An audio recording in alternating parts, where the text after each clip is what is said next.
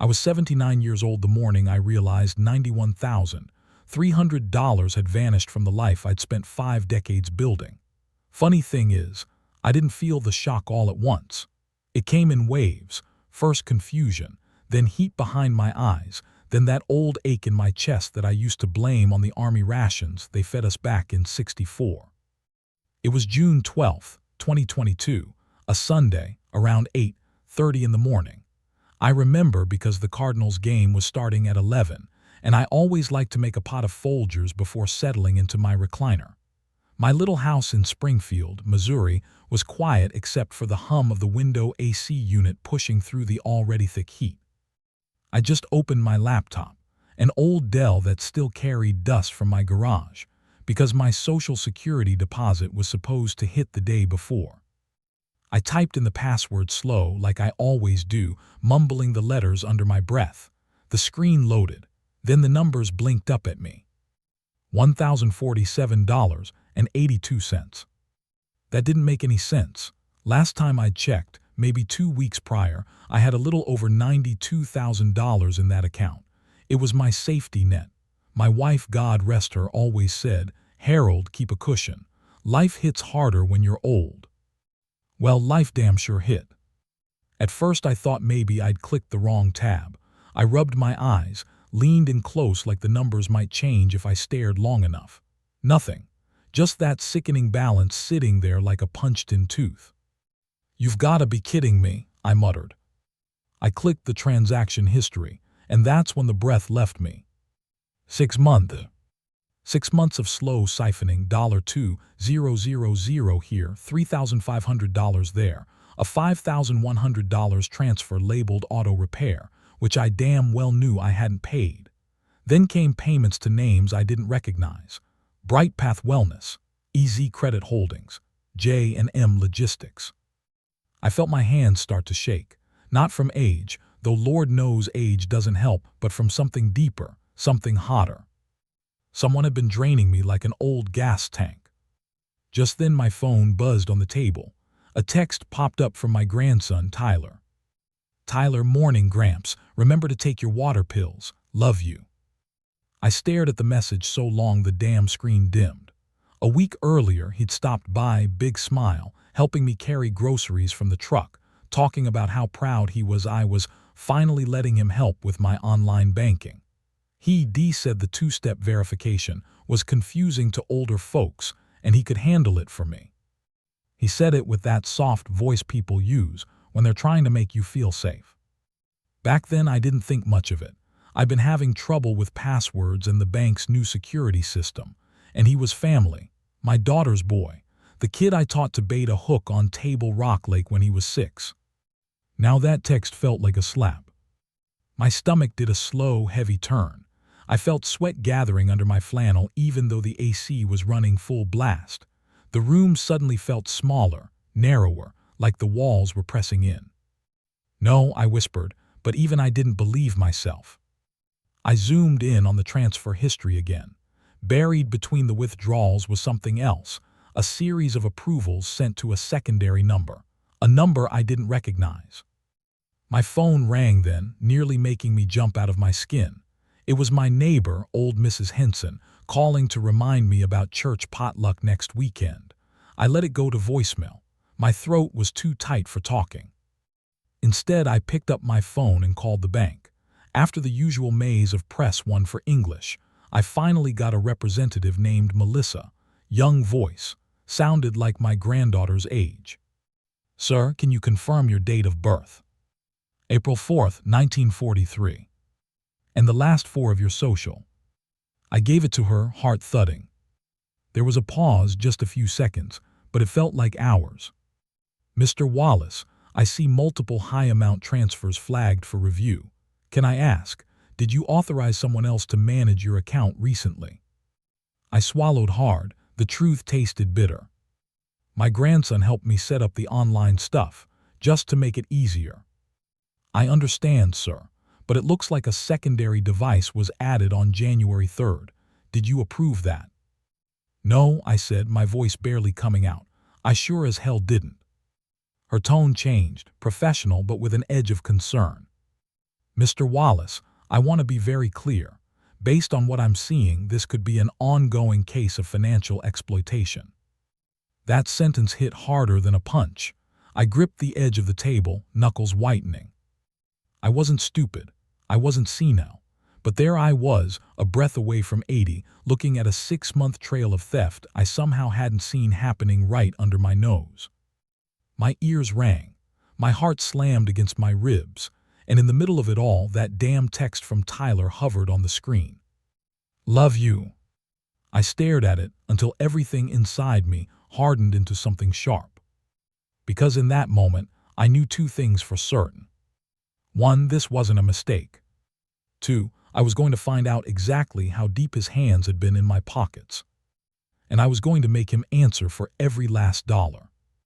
Before everything fell apart, before those 6 months of slow bleeding I didn't feel until it was too late, my life was steady in that old man way.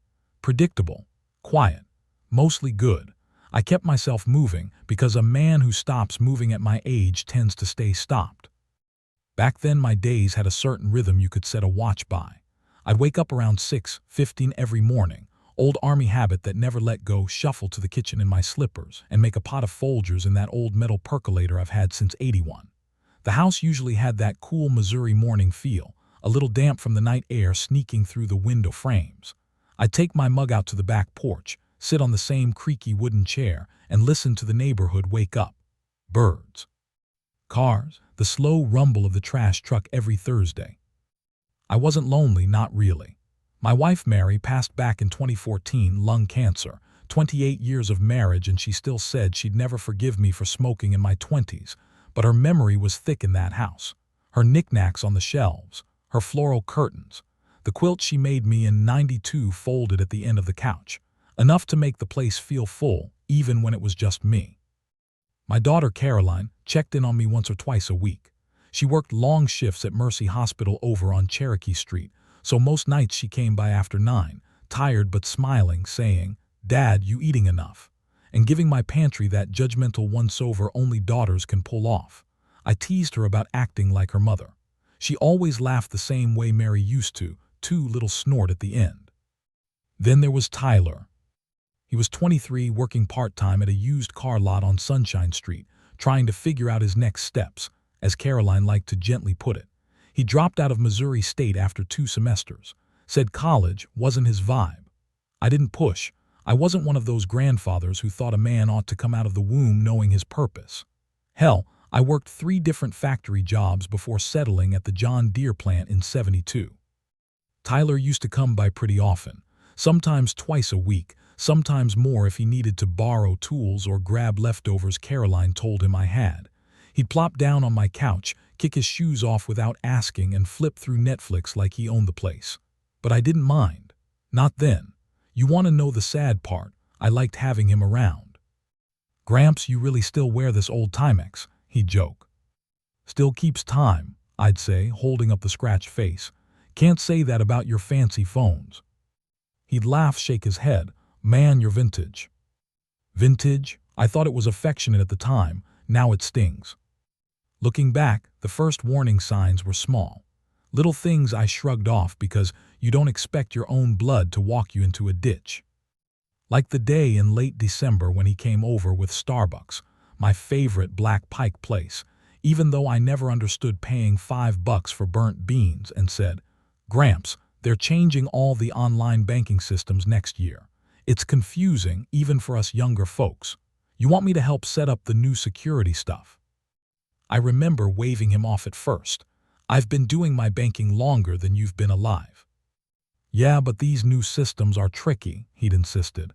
"It's all 2-step codes and device verification. You don't need the headache. Let me streamline it." Streamline, that was the word he used. Sounds slick, doesn't it?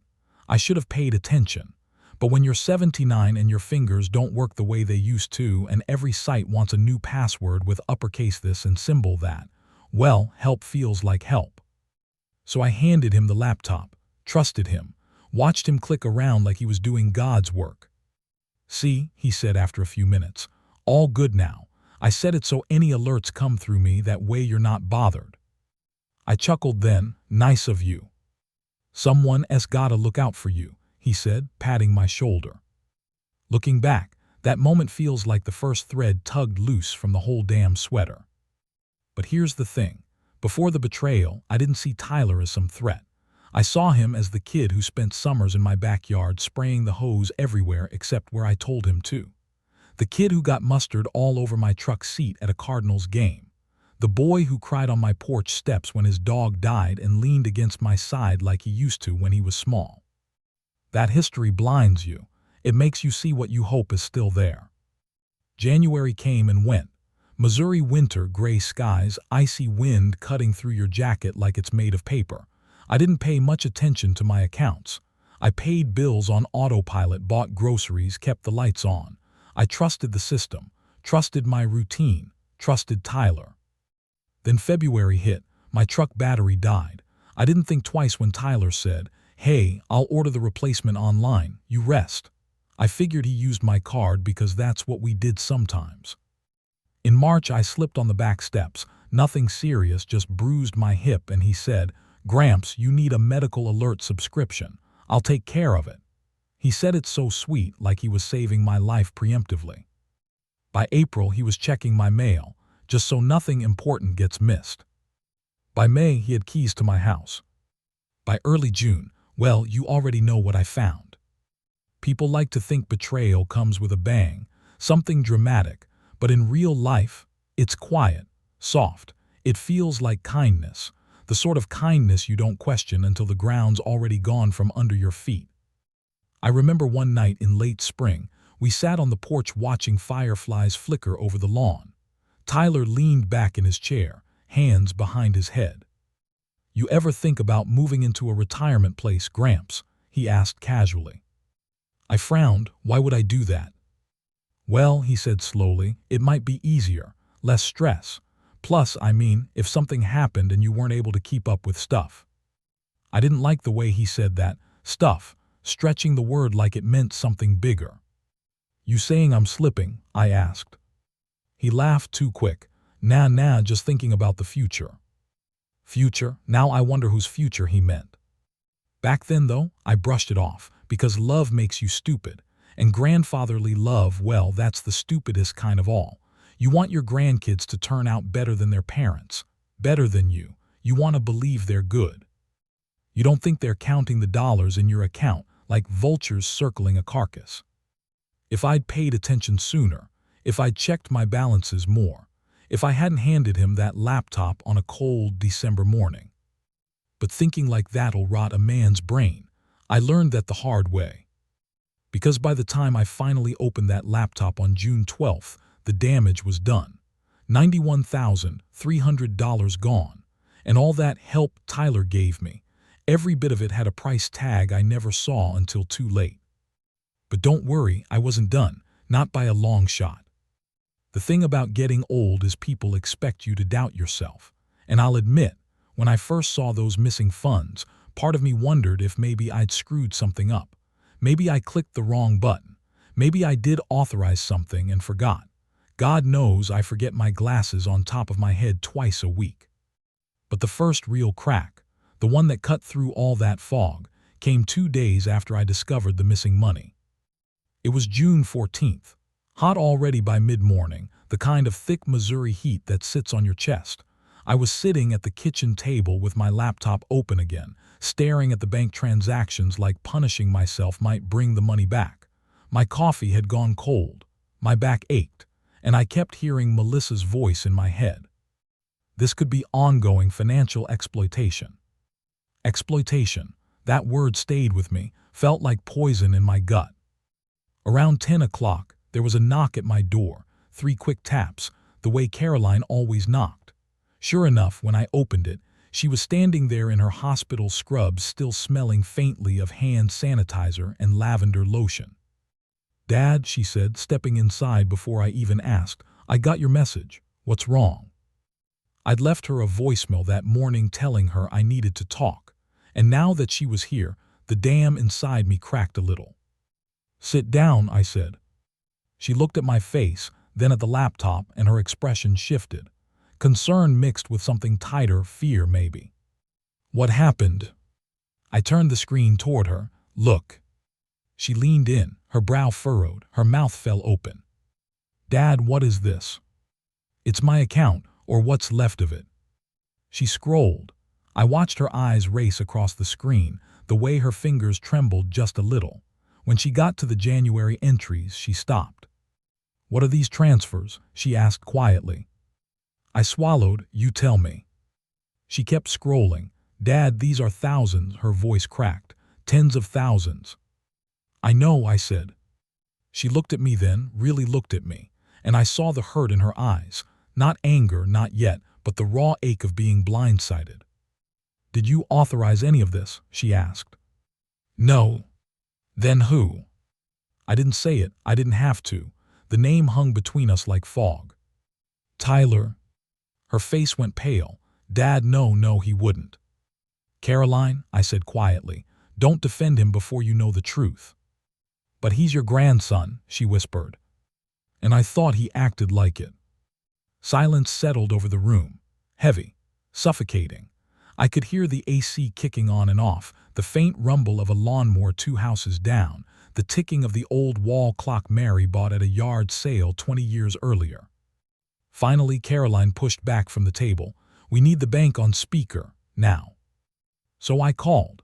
Melissa wasn't there, but another representative pulled up the notes and confirmed everything I'd seen. Transfers approved through a secondary device, repeated password resets, withdrawals I never signed off on.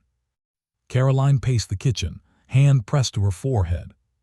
How long has this been going on? She demanded. About 6 months, the rep answered. And you didn't contact him sooner. The rep tried to sound apologetic. We sent alerts to the number on file. I clenched my jaw. What number? She read it off. Not mine. His. Caroline stopped pacing and looked at me, her voice trembling. Dad, I don't understand. How did his number get on your account? He helped me set things up in December, I said. Said it was confusing. Said he'd handle the alerts. Her eyes closed for a long moment. Jesus, Dad. After we hung up, she sank into the chair across from me, elbows on the table, head in her hands. She sat like that for a long time, long enough for the guilt to start gnawing at me. Caroline, I said softly, say something. She looked up, her cheeks were wet. I don't understand how he could do this, she whispered. To you, to us asterisk. I nodded, that makes 2 of us. And then because the universe just loves timing, my phone buzzed. A text. From Tyler. Tyler, hey Gramps, you want lunch later? I can swing by after work. I showed the message to her. Her expression changed, tightening around the eyes, mouth flattening into a line I'd only ever seen on her the night Mary died. Controlled grief, controlled fury. Dad, she said quietly, you need to ask him about this.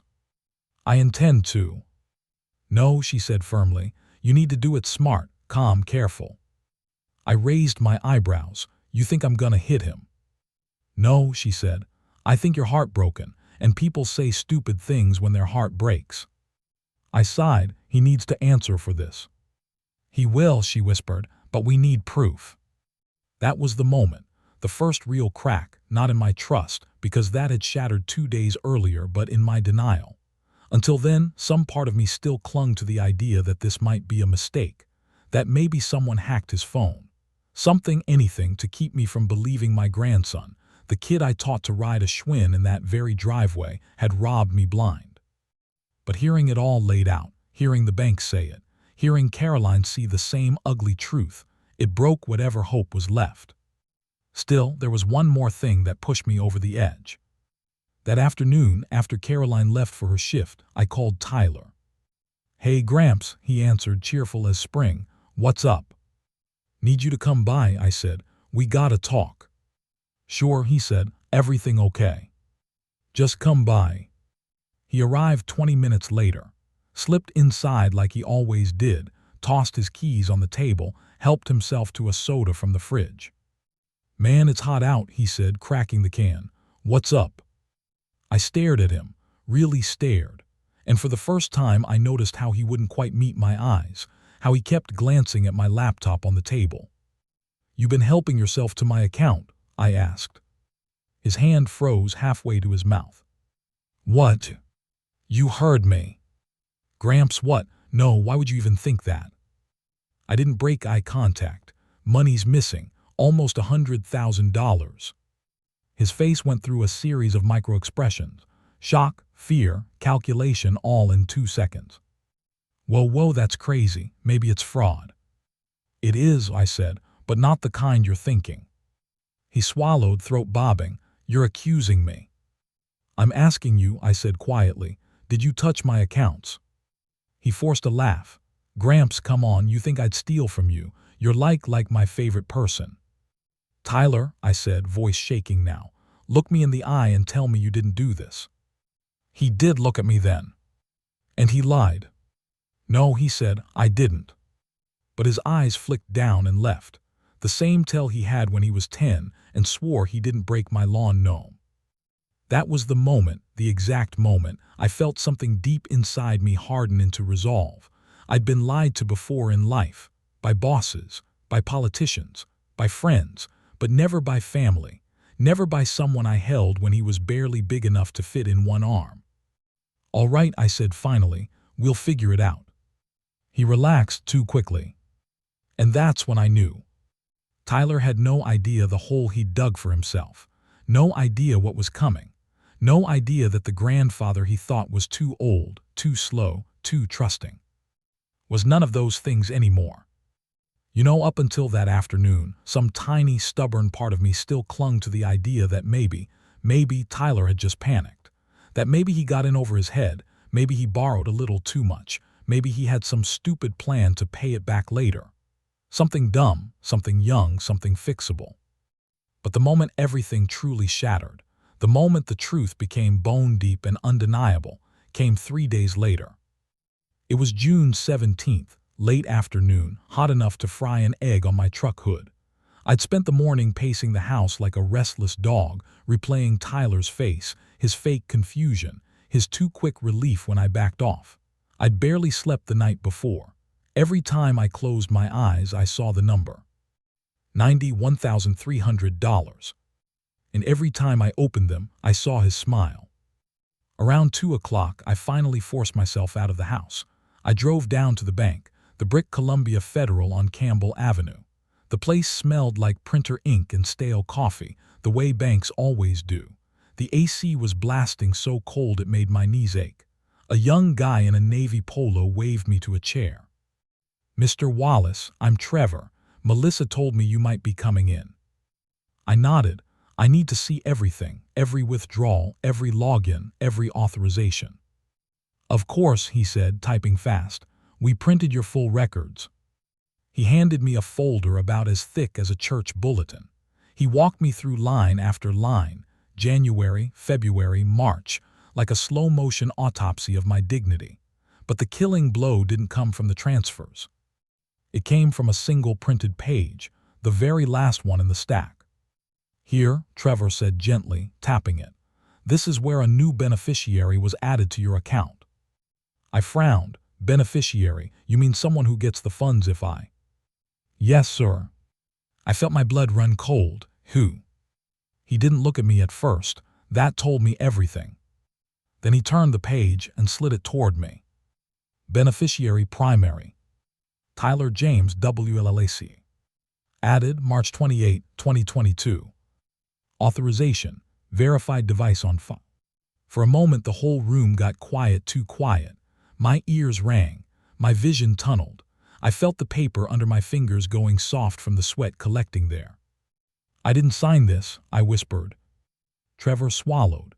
"Sir, the authorization came through your verified device." My verified, then my stomach dropped. "You mean the phone number, the one he put on the account?" Trevor nodded once. That was it. That was the shattering moment. Not the money. Not the lies.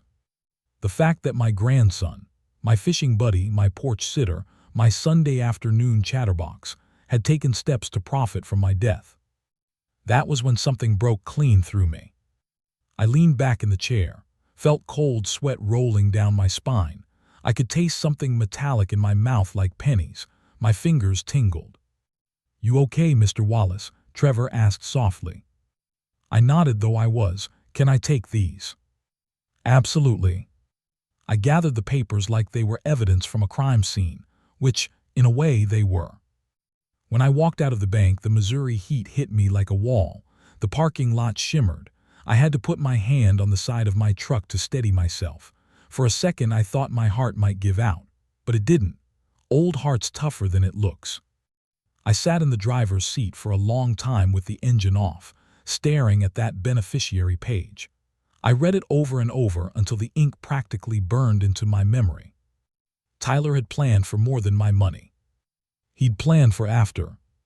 And once you realize someone you love has imagined your death in terms of profit, something changes forever. That evening, Caroline stopped by again. She walked in and immediately knew something was different. "Dad," she said, kneeling beside my recliner, "you look cold. Are you okay?" I handed her the paper, didn't say a word. She unfolded it and read. Her hand flew to her mouth. "Oh my God," she whispered, then louder, "Oh my God." Tears came fast, not the quiet kind, but the sharp, sudden kind that hit like a punch. She stood up, pacing, her hands shaking. "He added himself, without your signature." "Yes." "And he had access to your phone verification." "Yes."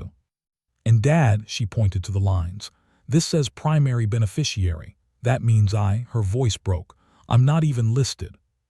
I'd known that part would hurt her. I tried to brace myself for her reaction, but nothing prepares you for watching your child realize her child betrayed not just you, but her too. "Caroline," I said gently, "sit down." She didn't. She just stared at the paper like she wanted to tear it in half, or tear him in half. "How long has he been planning this?" she whispered. "At least since March." Her jaw tightened.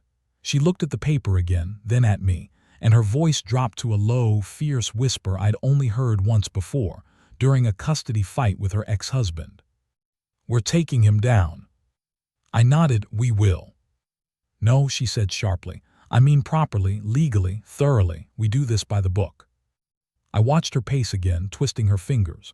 Her face was pale, but her eyes had a steel in them I hadn't seen in years. "Dad," she said, "don't confront him again. Don't text him. Don't give him a hint. We need evidence. Real evidence. Recordings, timestamps, anything we can get." I looked down at the papers again. "You really think he's capable of this?" I asked quietly. She shook her head. "I didn't, but now I don't know who he is." Neither did I. She knelt beside my chair again and took my hand. "Listen to me. He thinks you're old. He thinks you're vulnerable. He thinks you'll be too ashamed or confused to fight back." I looked at her. "He's wrong." "Good," she said, "because this goes beyond stealing. This is calculated. This is predatory." I nodded again, slow, measured, something cold but certain settling into my bones. "He picked the wrong old man," I whispered. Caroline squeezed my hand. "That's the spirit." Later that night, after she left, the house creaked like it always does. But it sounded different now, like it was listening, watching, waiting. I sat at the kitchen table with the papers spread out before me, a single lamp casting long shadows across the wood grain. 91,000 gone. Beneficiary changed. Passwords reset. Device verification rerouted. This wasn't a mistake. This wasn't desperation. This was a plan. Months in the making. And the moment I fully accepted that, really, truly accepted it, was the same moment something old and dangerous inside me woke up. Not rage, not yet. Purpose. Because if Tyler wanted to treat me like I was already halfway in the grave, then he was about to learn how hard the living can fight. The days after discovering the beneficiary paper were the darkest I'd had since the night Mary died. You ever feel the world tilt beneath your feet? Slow at first, then harder, until every step feels like you're walking on a ship in a storm. That was me. June 18th to July, it all blurred together into this gray stretch of days where mornings were heavy, evenings were hollow, and sleep wasn't sleep so much as closing my eyes and replaying every damn moment I'd ever trusted that boy. I stopped sitting on the porch. The backyard felt haunted, every memory out there, Teaching Tyler how to cast a rod, watching him chase fireflies, now felt like part of a lie. I couldn't stand the sight of the old swing set he used as a kid. Rusted chains, peeling paint, but it had been his favorite. Now it made me sick. By June 20th, I hadn't eaten more than a couple slices of toast in 2 days. My stomach twisted every time I thought about food. Caroline kept dropping off casseroles, chicken, tuna, some broccoli thing that smelled like Mary used to make, but I couldn't force myself to swallow anything more than a few bites. I wasn't crying, I wasn't raised to cry, but something in me was leaking all the time, eyes burning, throat tight, and I hated myself for it, felt weak, foolish, like I'd become exactly what Tyler assumed I was, an easy mark. The worst part wasn't the money. You need to understand that. It wasn't the $91,000. I'd survived with less. It wasn't even the paperwork showing he set himself up for when I died. It was the way he'd spoken to me the last time he was here. Why would you think that, Gramps? Come on. That false laugh, that fake innocence. He looked me in the eye and lied smooth as butter, and I'd let him. I'd sat across from him at this very table, eating his lies like they were breakfast cereal. That thought choked me over and over. By June 22nd, I started feeling strange, lightheaded. My hands shook. I couldn't tell if it was fear or anger or blood pressure or a mix of all three. I'd catch myself zoning out in the same chair for an hour without realizing it. The TV would be playing some rerun from the 80s, laugh track filling the room, but everything felt flat, like sound without meaning. At one point, I remember whispering into the empty room, "What did you do to him, Mary? Why did he turn out like this?" And then I felt stupid talking to a photograph on the wall, so I stopped. Caroline grew worried. She'd come over after her shifts, sometimes at midnight, shaking me awake from my recliner. "Dad, you can't sleep out here like this. You need a real bed." "I'm fine." "You're not fine, you look awful." "I'm older than I was last week." "Don't joke."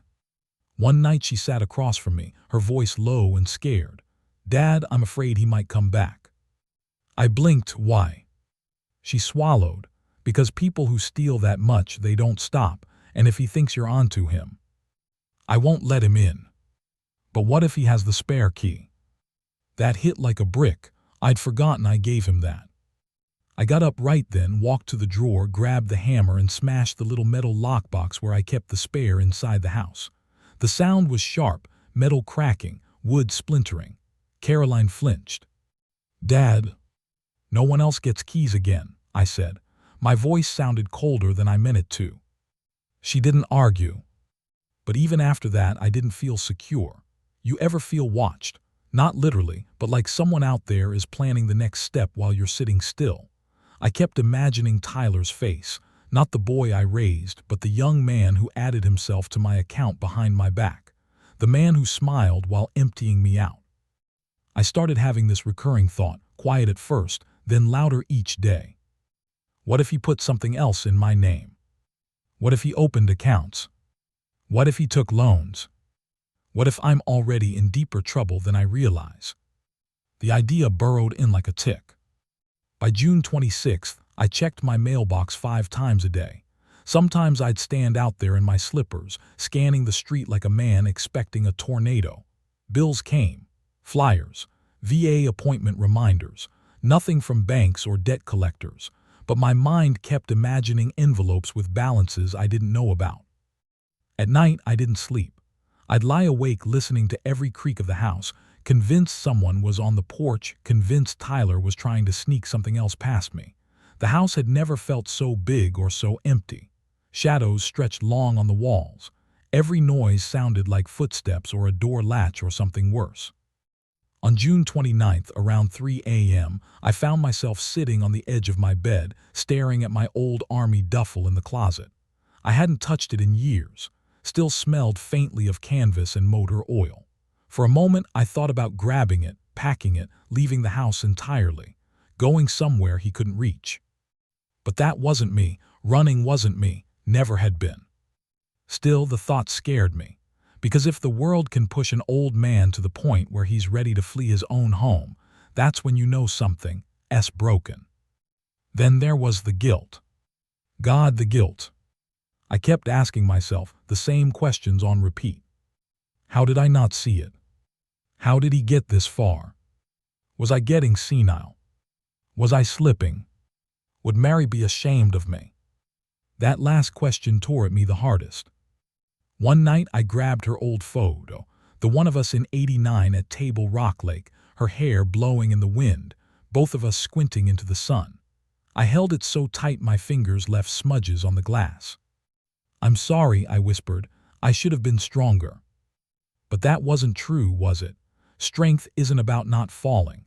Strength is getting up after someone knocks the wind clean out of you. And Tyler had done exactly that. The real turning point, the moment this descent hit bottom, came on July 2nd. I was standing in the kitchen, staring blankly at the window when there was another knock at the door. I froze. Not Caroline's knock, not Mrs. Henson's next-door soft tap. 3 hard pounds. My heart thudded. I moved slowly, quietly toward the door, lifted the curtain just a hair. It was Tyler.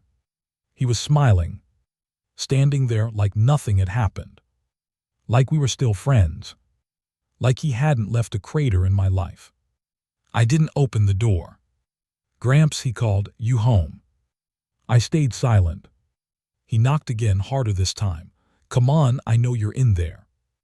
Something cold ran through me. The sound of his voice, sweet, casual, just a little too cheerful, made my stomach twist. Then he said it. Hey, I got something you need to sign real quick. My blood turned to ice. I backed away from the door, my breathing sharp and loud in the quiet house. I didn't say a word. After a minute he knocked once more, impatient, then walked away. I waited until I heard his car pull out before I finally exhaled. That was the moment, knees shaking, breath unsteady, I realized something simple but devastating. I wasn't safe in my own home anymore. Not while he still had access. Not while he still wanted something. Not while he thought I was easy prey. That was the deepest point. The lowest moment. The moment when fear finally turned into something else. Resolve. Because once you hit the bottom, once you sit there long enough staring at the ugliest parts of the truth, there's only one thing left to do. You climb back up. And God help the person who pushed you down in the first place. You'd think a man my age would crumble under that kind of betrayal, and for a little while I did. I'll admit that to you because I told myself I'd tell this whole thing straight, warts and all. But once the shock settled, once the fear burned itself down to a cold, steady ember, something else rose up inside me. Clarity. Not anger, though that came later. Not revenge, not yet. What I felt first was the need for allies. Because one old man alone stands no chance in a system built on fine print, digital trails, and passwords he didn't choose. But an old man with the right people behind him, that's a different story. The first ally arrived by accident. It was July 3rd, the day after Tyler came by knocking with that mystery paper he wanted me to sign. I didn't sleep a wink that night. I kept hearing those knocks in my head, the way he said, real quick, like he'd said it 100 times to people he didn't respect. Around 9:00 a.m., I left the house just to get out of my own head. I drove down to Denny's off Glenstone Ave, same place Mary and I used to go on Sunday mornings. I sat in the booth by the window, ordered black coffee and scrambled eggs, and tried to make my hands stop shaking. I must have looked like hell because the waitress, Rosa, a woman in her 50s with warm eyes and tired shoulders, paused when she poured my refill. "You all right, sweetheart?" she asked. I don't know why her voice broke through my defenses. Maybe it was the way she said sweetheart, not in a patronizing way, but like she meant it. Like she'd seen older folks in worse shape and knew when someone was holding too much inside. "No," I said, surprising myself, "not really." She slid into the opposite side of the booth without waiting for permission. "Wanna talk about it?" And against all reason, I did. I didn't tell her everything, just enough. That someone I trusted had taken something from me, that it wasn't about the money, that I wasn't sure how to fight back. She listened the whole time without interrupting, tapping her nails quietly against her coffee mug. When I finished, she nodded slowly. "You need someone who understands this digital mess," she said. "My cousin's boy, Zach, works it for Greene County. Smart kid, good heart, helps older folks all the time." I blinked. "County IT. Yep, you want me to call him?" A few hours earlier I would have said no. But sitting there, feeling that old helplessness creeping back in, I realized something. I needed help. Real help. Someone younger but trustworthy. Someone who understood the world Tyler used against me. "All right," I said, "call him." She stepped away, phone pressed to her ear, and came back with a scrap of paper. "He's getting off work at 4. He'll stop by your place." And that was that. Rosa, with her diner apron and gentle voice, had just changed the whole course of the story. Zach showed up exactly at 4:10 p.m. Tall kid, maybe 28, wearing a county badge and carrying a backpack that looked heavier than he was. He had these wire-framed glasses he kept pushing up his nose and a habit of glancing around like he was scanning the world for weak spots. "You must be Mr. Wallace," he said, shaking my hand. "Rosa told me what she could. Mind if I take a look at your devices?" "Go right ahead." He pulled out a laptop, sleek government-issued, and got to work. He moved fast, faster than my eyes could follow. "You said your grandson set up your banking access?" "Yes." "And he had your phone for that?" "Yes." "And he added himself to your account?" I nodded. Zach blew out a slow breath. "Okay, so here's the truth, sir. This wasn't amateur stuff. This was systematic." My heart thudded. Meaning he didn't just guess your passwords. He changed verification channels. He rerouted authentication. He logged in at times when he knew you wouldn't be checking. My throat tightened. He planned this. "Oh yeah," Zach said, shaking his head. "And here's the worst part. You wouldn't have caught it until much later if he'd wanted to keep it slow, but the guy got greedy." He slid a USB drive onto the table. "I'm pulling login logs from your devices. Every IP address, every timestamp, every authorization token." I didn't understand half the words he used, but I knew one thing. He was building a trail. "Will that help prove it was him?" I asked. Zach looked up, expression sharpening. "Sir, it's already proving it. Look at this." He spun his laptop toward me. On the screen was a string of entries. Device login, iPhone 7 user added. Location, Springfield, MO. Time, 2:17 a.m. User approved, yes. Then a second line. Beneficiary change authorized. Device, iPhone 7. Location, Springfield, MO. User IP, 73.1140.912. That IP address, Zach said, tapping the row, comes from a residential street, Cherrywood Drive. My heart dropped. He lives there. Zach nodded. "Bingo, that's your smoking gun." I felt my stomach twist into cold knots. It was one thing to suspect, to imagine, to fear, but to see it laid out plainly, digital fingerprints leading straight to Tyler's doorstep, it hit like a punch between the ribs. I leaned back in my chair, trying to steady my breath. Zach's voice softened. "Sir, I'm sorry, I know this is heavy." "He was here," I whispered. "Inside my account, inside my life, while I slept." Zach didn't sugarcoat it. "Yes, sir." I let the silence linger, heavy, thick, until finally I asked the question I'd been avoiding. "What do I do now?" Zach zipped up his bag. "You get a lawyer, a good one, someone who knows elder exploitation inside and out, and you build a case with evidence, with timestamps, with undeniable proof." I nodded slowly. "Do you know anyone?" I asked. He smiled faintly. "Actually, yeah. My aunt works intake for Legal Aid of Western Missouri. Let me make a call." And that's how I met my second ally. 2 days later, July 5th, I found myself sitting in a small conference room, a beige box with flickering fluorescent lights and a faint smell of old copier toner. Across from me sat Margaret Chen, legal aid attorney, sharp as a razor and calm as a surgeon. She wore glasses on a chain around her neck, had a cup of black tea steaming at her elbow, and flipped through my documents with professional precision.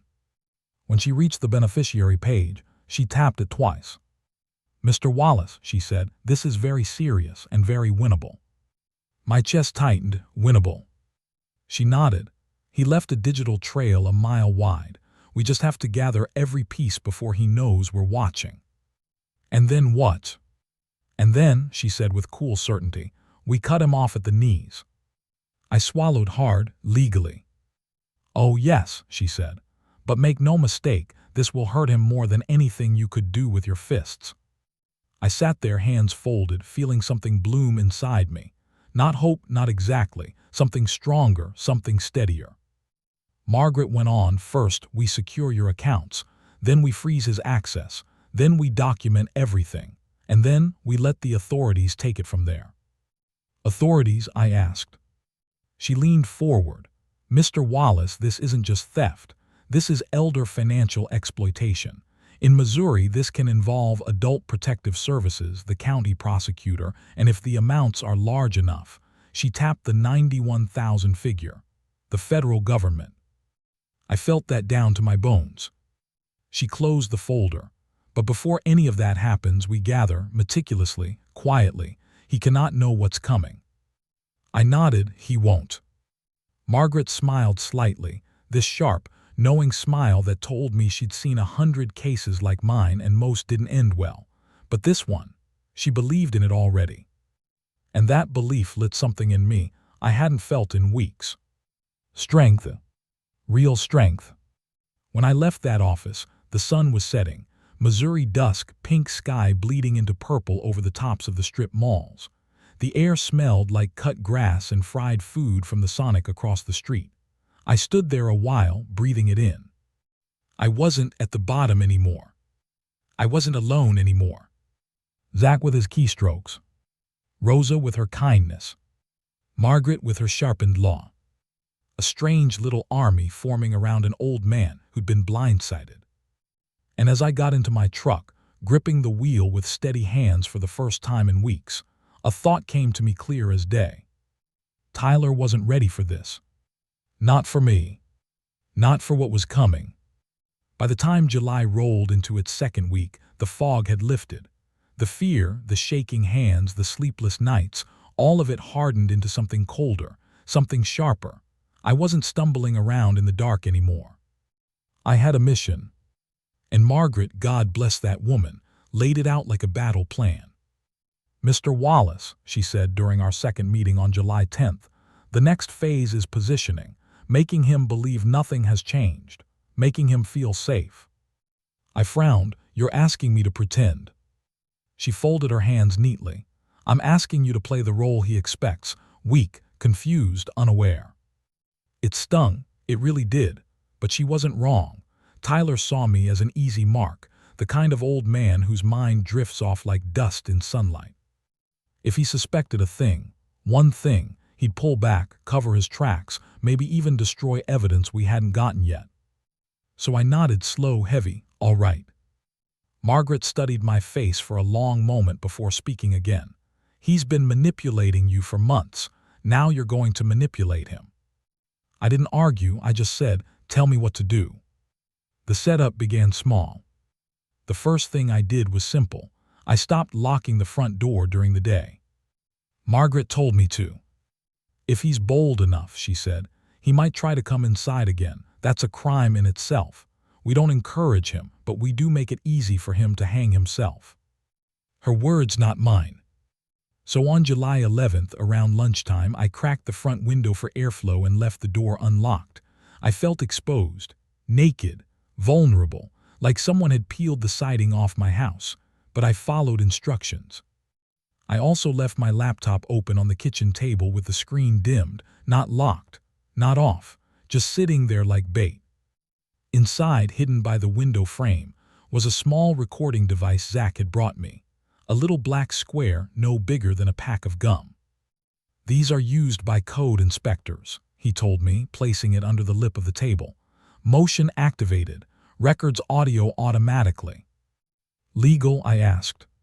He smirked. In your own home, yep. He set up a second one in the hallway vent, a third in the living room speaker, each one labeled discreetly in a way only he'd understand. Just go about your day, he said. If he comes in, we'll know.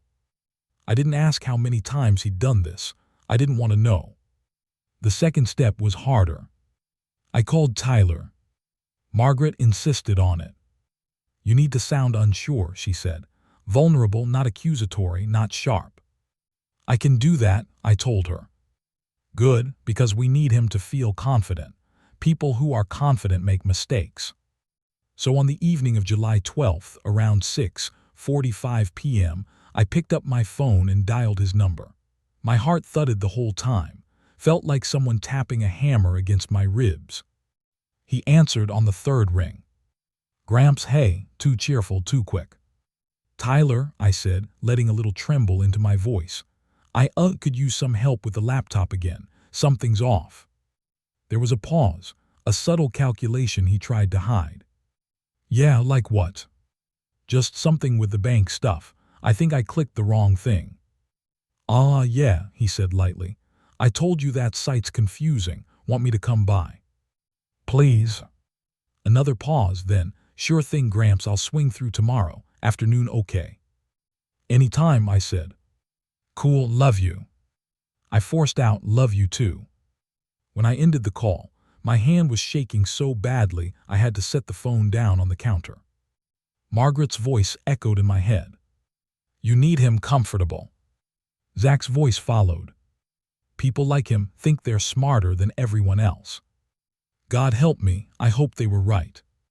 The next day, July 13th, I was ready. Zach came by an hour early to set everything in place. He positioned his laptop in the bedroom with a wireless feed to the recorders. The whole thing looked like a NASA mission, and during it, he kept pushing his glasses up the bridge of his nose like they were trying to escape. This will auto-save to the cloud, he said, encrypted, even if he tries to delete anything. And the cameras, I asked. He shook his head. Not cameras, audio only. Missouri's one-party consent. You're the party, so you're good. Good, I said, though the nerves in my stomach disagreed. At 2:22 p.m., a knock came at the door. 3 taps. Too familiar. My throat clenched. My palms went damp. I opened the door slowly.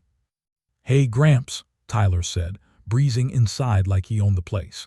He wore a Cardinals cap backward, a cheap cologne that hit my nose like chemicals, and a smile that now made me feel physically sick. You said your laptop was acting weird. I moved aside. Yeah, over here. I let him walk past me. Let him sit at the table. Let him open the very laptop he'd used to rob me. Let him fall straight into the trap. He cracked his knuckles. All right, let's take a look. My pulse beat in my ears. I kept my voice soft, confused. I think I clicked something wrong. It's okay, he said lightly. That happens. He started typing, clicking. His eyes scanned the banking site with the familiarity of someone who'd spent months inside it. And that's when he said it. Don't worry, Gramps. I'll take care of it like always. My jaw tightened. But I stayed quiet because every word was recording. Every keystroke. Every breath. Then he added, almost under his breath, Man, I swear you'd lose track of everything without me. It wasn't loud, but it was clear. It was enough. I pretended not to hear. After a few minutes, he stood up, grabbed a soda from my fridge without asking, as always, and took a long drink. You good? He asked. I nodded, thanks, son. He smiled like the snake he'd become, anytime. He left at 2:47 p.m. As soon as his car rolled out of the driveway, Zach came out of the hallway like he'd been fired from a cannon. Oh my God, he said. He said it. He literally said it. I'll take care of it like always. You can hear the implication. He basically admitted ongoing control. I felt faint. It's enough. Zach grinned. It's a start. Then he paused. Sir, he also accessed your account while sitting right there. That's traceable, and we've got the audio. My heart hammered so loud I thought it might blow right through my chest. So what now? Zach smiled. Now we take it to Margaret. Margaret didn't smile often, but when she listened to that audio twice, actually, she leaned back in her chair, folded her hands, and gave a slow, approving exhale. "Mr. Wallace," she said, "this is gold." I stared at the table. "You believe me now?" She softened a bit. "I believed you from the start, but now we have admissions, now we have intent, now we have pattern." "And the next step?" I asked. She tapped her pen against her legal pad. "Now we set the real trap." "Real trap?" She nodded. "He's fishing for signatures from you. We're going to give him one." My stomach tightened. "I'm not signing anything for him." "Oh, you won't," she said, "but he'll think you did." I raised my eyebrows. She continued, "We're going to prepare a document that looks official, something that would appeal to someone attempting to consolidate access, something like a routine authorization." "But it won't be real," I said slowly. "No, but if he tries to use it, even once, that's evidence of intent to defraud." She paused. "And that, Mr. Wallace, is when the authorities step in." I swallowed hard. "You're sure?" Margaret nodded once, sharp. "I'm certain." I leaned back in my chair, staring at the folder of evidence, the logs, the audio, the beneficiary page, and felt something shift inside me. For weeks I'd been drowning. Now I felt myself rising. Because we weren't waiting for another shoe to drop. We weren't hoping he slipped. We were making the moment. We were turning the tables. And Tyler had no idea the ground beneath him had already started to crack. Margaret always said the real turning point in any case like mine wasn't the evidence, or the recordings, or even the bank logs. "It's the moment," she told me, "when the person who thought they were in control suddenly is." July 20th was that moment. By then, we had everything set. Zach had built a digital trail thicker than the Springfield phone book.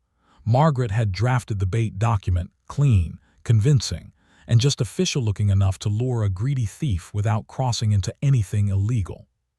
It was titled, in neat serif letters, "Authorization for Shared Financial Management." Nothing about transfers, nothing about power, nothing that would actually change a single thing in my accounts, just vague enough that someone who wanted more control, someone who believed they were entitled to it, would latch on. Margaret placed the document in a simple manila folder and slid it across the table to me at our meeting on July 18th. "When he asks again," she said, "you tell him you're ready, nervous but ready." "And when he takes it?" I asked. Her eyes didn't waver. "You let him." "But he'll think." She cut me off gently. "Mr. Wallace, this isn't about fooling him. It's about revealing him. People who plan theft think in straight lines, A to B to C, but they never see the moment someone else put a net under the bridge." I nodded slowly. My heart felt heavy but steady. "Once he tries to use this document," she continued, "that's when we move to authorities, adult protective services first, then the county prosecutor, then, if needed, federal." It was all happening faster than I expected, but it was happening, and I was in it now, knee-deep, shoulder-deep, no turning back. The day of the setup, July 20th, I cleaned the kitchen like a man possessed, not for him. For me. For clarity. The table felt like a battlefield. Every knot in the wood grain was another memory, another Sunday dinner, another footprint from a life that used to be straightforward. I laid the manila folder right in the center.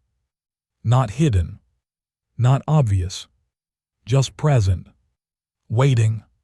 My stomach churned the whole morning. I tried to drink coffee, but it tasted like metal. I tried to read the newspaper, but the words blurred. I tried to sit still, but my body buzzed like a live wire. At 1:06 p.m. my phone buzzed. "Tyler, on my way, Gramps. Got like 15 mins. You need me for that paperwork thing." Paperwork thing. Exactly the wording Margaret predicted. I swallowed hard and typed back. "Me, yes, I think I'm ready to sign it." 3 dots appeared. Vanished. Appeared again. "Tyler, good, about time." I stared at those 4 words so long my eyes stung. About time. Not are you sure. Not what changed. Not is everything okay.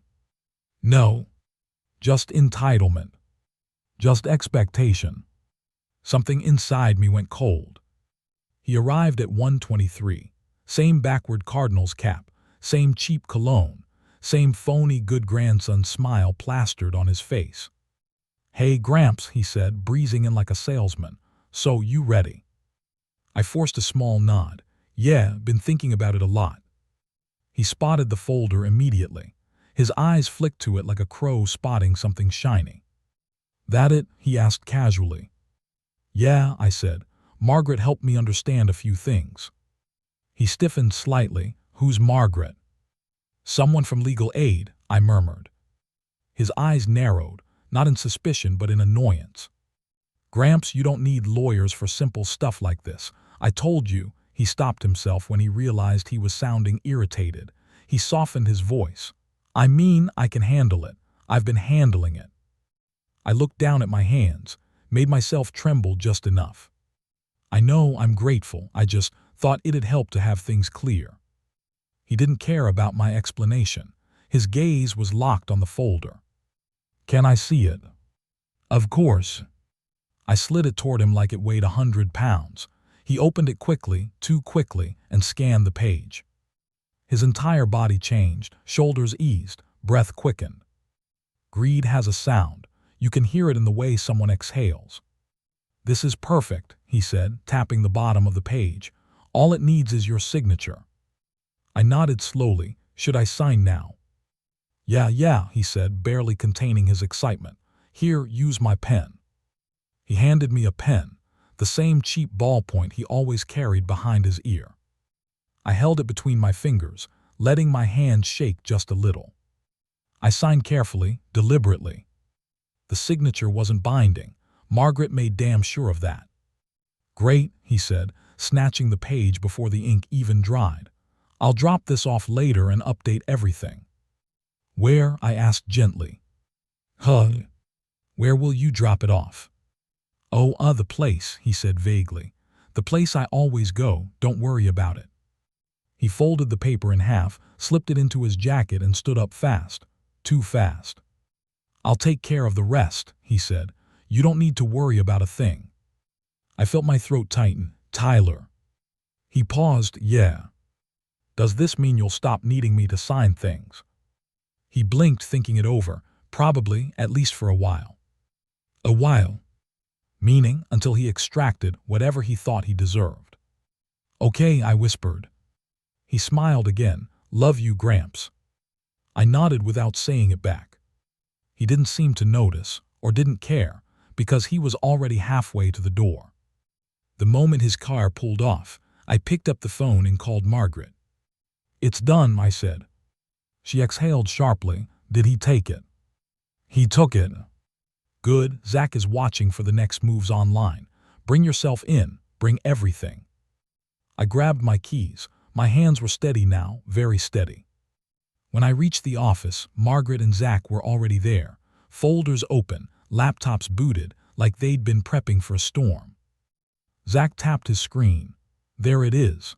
He scanned the doc 5 minutes after leaving, tried to upload it to your financial portal. It failed, exactly as we said it. He leaned back. "He's confused right now, that's good." Margaret added, "Confusion leads to desperation. Desperation leads to mistakes." "And now?" I asked. She smoothed out a form on her desk, a state-issued form with a blue seal at the top. "Now," she said calmly, "we go to Adult Protective Services." My stomach dropped. "They'll take the case." She nodded. "With 91,000 missing, digital evidence, audio admissions, an attempted fraudulent authorization, and a beneficiary change done without consent, yes, they will." Zach leaned forward. "Sir, this is the moment the trap closes." Margaret passed me a pen, a real pen, weighted silver. "Mr. Wallace," she said, her voice firm and unwavering, "sign here. This is the official report of elder financial exploitation." I stared at it for a long moment. My hand didn't shake this time. I signed. Her next words sent a chill up my spine. "Everything from here on out moves fast. And when APS contacts him, when they freeze the accounts he touched, when they notify him he's being investigated." She paused, then added, "That's when you'll see who he truly is." And I knew she was right. The storm was about to hit. I always thought the worst part of betrayal was the moment you discover it. That gut punch, that hollowing out, that feeling like the world tilted and no one warned you. But I was wrong. The worst part is watching the person who betrayed you finally realize the walls are closing in. Because people don't show their true selves when things are going well. They show it when everything falls apart. And Tyler, he showed me everything. Adult Protective Services moved faster than I expected. Margaret wasn't kidding when she said the wheels turn quick once the right evidence is in place. July 22nd, 2 days after I signed the APS report, they filed an emergency request with my bank to lock Tyler out of every access point tied to my accounts. Cell number, device ID, IP address, everything. By noon that day, every door he'd been walking through for 6 months slammed shut. He had no idea, of course. Not until he tried. At 4:16 p.m. that afternoon, Zach called me. "Sir," he said, trying not to sound eager, he just attempted a login from his iPhone. Twice. Both failed. My heart thudded. He's noticed. "Oh yeah," Zach said. "And here comes attempt number 3 blocked, 4 blocked, 5. He paused, listening in on his end. "Now he's trying a password reset, blocked. Device verification, blocked. He's getting mad. I can see the traffic spike." I sat there in my kitchen chair, staring at the sunlight hitting the floorboards, listening to the play-by-play of my grandson flailing. It didn't feel good. Not yet. But it felt right. "Sir," Zach continued, "APS sent him the official notice email 10 minutes ago. He'll see that soon too." And that was the moment things really began to unravel. He showed up the next morning, July 23rd, 9:02 a.m. No knock this time. Just pounding. Hard, loud, enough to rattle the picture frames. "Gramps," he shouted, "open the door." I froze in the hallway, heart hammering so loud I felt it in my neck. I didn't go near the door. Didn't even breathe loud. "Open the damn door." He'd never used that tone with me, not once in his life. There was another pound. Then another. "You locked me out of the account. Why? I was helping you." My throat tightened. A tremor ran through my hands. He kept shouting. "You said you trusted me. What is this APS crap? Why are they emailing me?" I didn't answer. He didn't deserve my voice. Finally, he shouted the words that cut deepest. "Why are you doing this to me?" To him. Like he was the victim. Like the 91 grand stolen, the forged beneficiary change, the lies, none of that existed. I stood there staring at the wall, jaw clenched so tight it ached. After 10 full minutes of pounding, shouting, pacing the porch, he finally left. My body didn't stop trembling for an hour.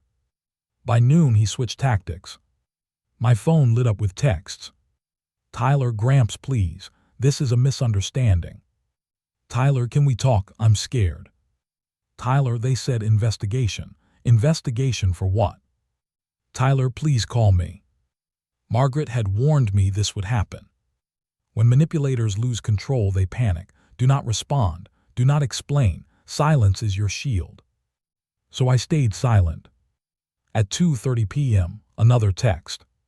"Tyler, I didn't steal anything. I was managing things for you." Another. "Tyler, why did you talk to them? You should have talked to me." Then, "Tyler, this is going to ruin my life." I stared at that one longer than the rest.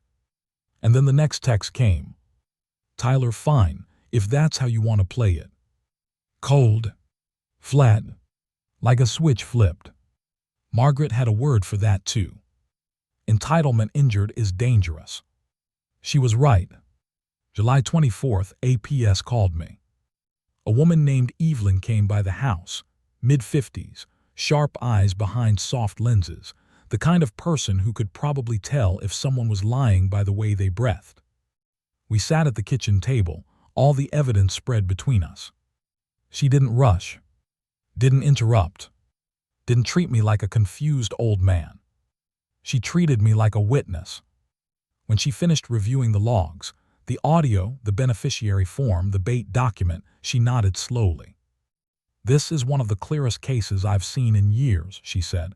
"He groomed you, he gained access, he exploited vulnerabilities, and then he escalated." "Escalated?" I asked. She tapped the beneficiary page. "This isn't just theft, it's preparation. Financial predators often take steps like this. You are heading toward a serious risk, your accounts, your home, even your identity." My stomach twisted.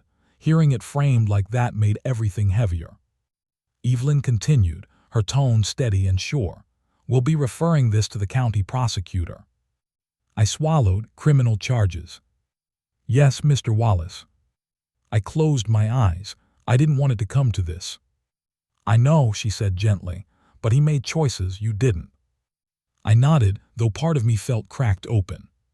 She packed up her files and paused before standing. "I'll be honest with you," she said. "Your case is strong, but this next stretch is going to be hard. He'll panic, he'll lash out, he'll blame you. That's how these cases always go. I've already seen the start of it." She nodded. "It'll get worse before it gets better." She wasn't lying. Over the next week, Tyler descended fast. His texts shifted from pleading to rage to guilt-tripping to denial to threats. "You're ruining everything. You don't know what you're doing. You're sick, you're confused, you need help. I can fix this if you stop now. You won't like what happens if this continues." That last one made my blood run cold. Margaret forwarded every message to the investigator. "Do not delete a thing," she said. "Let him dig his own grave." Every day that passed, I watched the boy I'd raised piece by piece.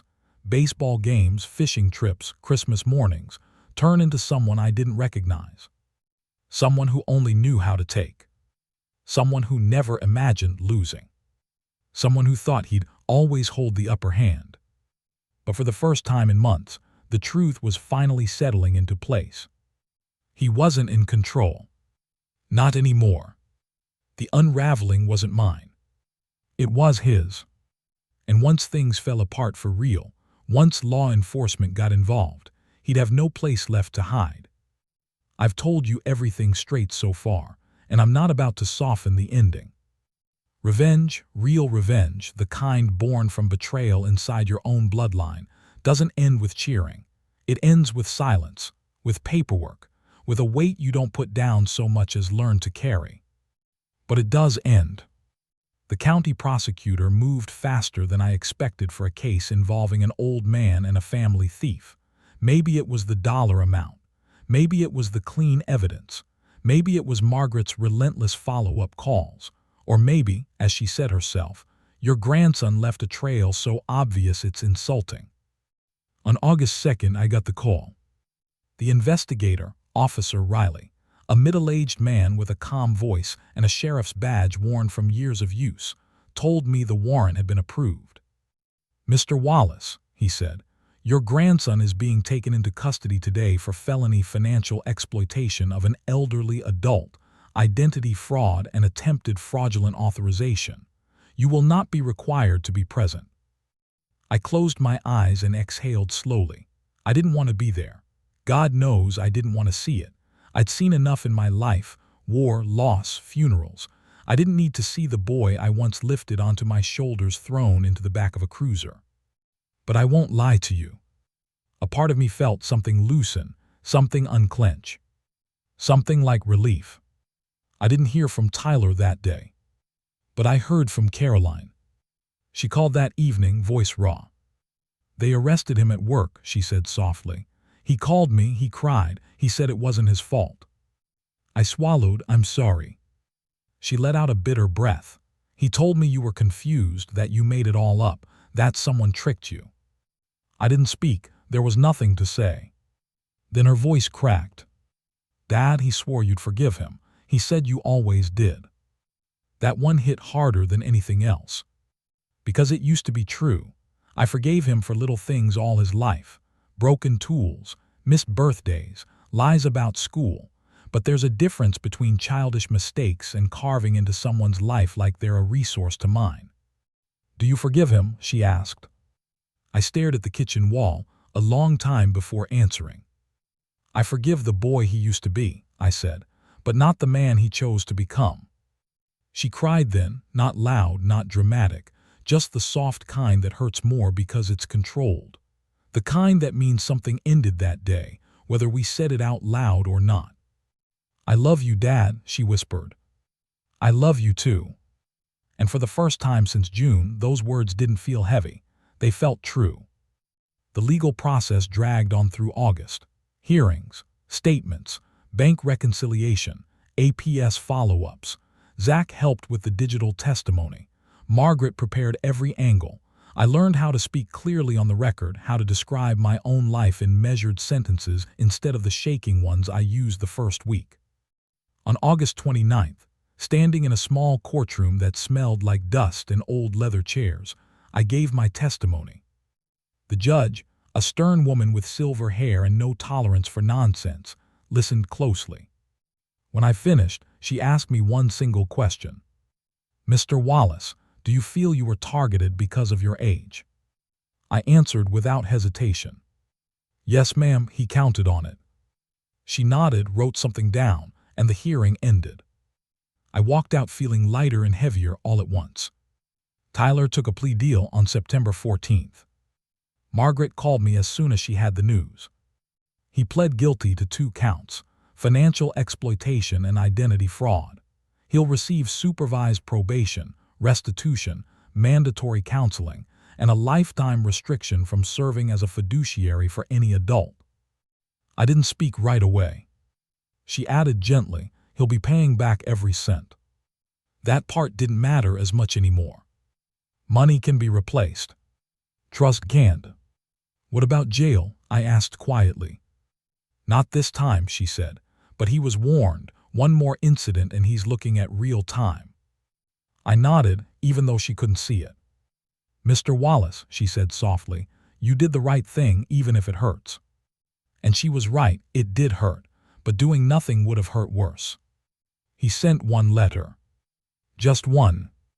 Dated September 26th, postmarked from his probation office. The handwriting was small, tight, angry, like he carved each word into the paper. Gramps, I don't think you understand what you've done. I needed help. I deserved help. You were going to leave it all to me anyway. You blew this out of proportion. I never meant to hurt you. I can't believe you would side with strangers over your own blood. Tyler, I folded it once. Then again. Then I put it in a drawer I don't open often. Not to keep it. To remember. Because the man who wrote that letter was not the boy I raised. Not the kid with scraped knees and fishing poles and mustard dripped down his shirt on game days. Not the grandson who used to fall asleep on my shoulder during long drives home from Branson. This version, this man was something else. Someone who believed he was owed pieces of my life simply for existing in it. And that was the deepest wound of all. Do I feel triumphant? No. That's not the word. Do I feel at peace? Closer, but peace is a slow companion these days. Do I regret fighting back? Not for a second. Because what Tyler did to me, what he tried to do, he would have done to someone else, someone more vulnerable, someone without a daughter like Caroline, without allies like Rosa, Zach, or Margaret, someone who would have lost everything. I wasn't just fighting for myself. I was fighting for the version of me who could have been destroyed by this. And for everyone else like him. These days, the house feels different. Still quiet. Still full of Mary's memory. Still mine. The swing set is still out back, rusted as ever, but it doesn't sicken me now. It just sits there, a relic of a time before I knew what my grandson was capable of. I sit on the porch again in the mornings, drink my coffee, watch the neighborhood wake up. The world feels steady again. Not perfect, not whole, but steady. And sometimes, when the sun's coming up just right, and the air smells like summer grass, I think to myself, I didn't just survive this. I won. In the only way that matters, by standing up when someone tried to convince me I couldn't. And if you're listening to me now, If you followed this whole story, then remember this one truth. Age doesn't make a man weak. Trusting the wrong person does. But once that trust breaks, an old man can become something fierce, something unstoppable, something the world doesn't expect. That's the part Tyler never understood. And that's why I'm still standing.